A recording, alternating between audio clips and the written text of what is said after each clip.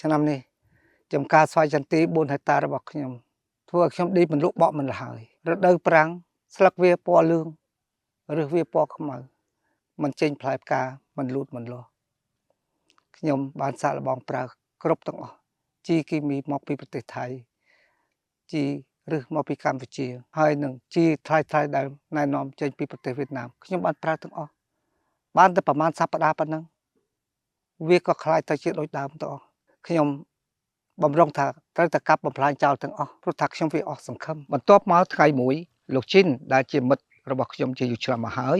ដែលគាត់នៅខាងព្រះវិហារបានមកលេងនឹងខ្ញុំហើយប្រាប់ខ្ញុំថាលោកស៊ីថន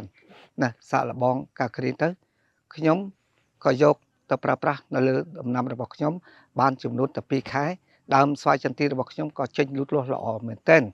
ដំបូងឡើយខ្ញុំដូចជាមានការសង្ស័យខ្លាំងណាស់ព្រោះថាខ្ញុំបានចំណាយលុយអស់យ៉ាងច្រើនហើយខ្ញុំមិនដែលបានជោគជ័យប៉ុន្តែដោយឃើញថា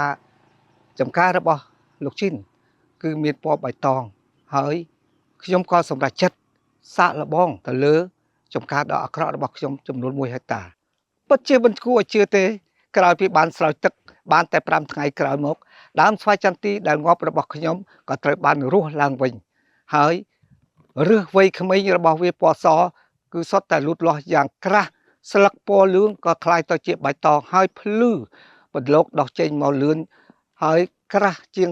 ស្លឹករុក្ខជាតិនានាដែលមិនត្រូវបានស្រោចទឹកក្នុងរយៈពេល3ដង15ថ្ងៃក្រោយមកផ្ទៃដី1ហិកតាដែលជាដំណាំស្វាយចន្ទីរបស់ខ្ញុំត្រូវបានរស់ឡើងវិញទាំងអស់ហើយគ្រប់ដើមឈើទាំងអស់មានប្រណិតមានសភាពបញ្ជាក់ថាគ្មានជំងឺទេរដូវនេះគ្រួសារខ្ញុំបានទទួលផល7 ដងប្រៀបធៀបនឹងឆ្នាំមុនប៉ុន្តែតម្លៃជីបានត្រឹមតែពាក់កណ្ដាលតែប៉ុណ្ណោះគណនាបានជាមួយនឹងការគ្រីនមួយដបអាចលាយទឹកបានដល់ទៅ500លីត្រ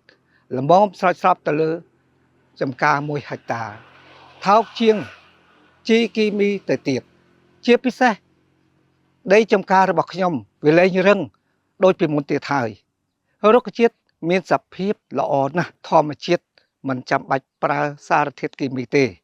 ឥឡូវខ្ញុំណែនាំឲ្យជឿជាក់ទៅដល់ការប្រើប្រាស់ជីកាគ្រីនេះប្រជាពលរដ្ឋក្នុងសហគមន៍កំពង់ធំទាំងអស់ដើម្បីឲ្យអ្នកទទួលស្គាល់និងបានទទួលផលពីផលិតផលជីកាគ្រីនដោយជោគជ័យកាគ្រីនជីជីវសាស្ត្រគីមីរបស់សហភាពអឺរ៉ុបពិតជាមានប្រសិទ្ធភាពសម្រាប់គ្រាប់ស្វាយចន្ទីនៅកម្ពុជា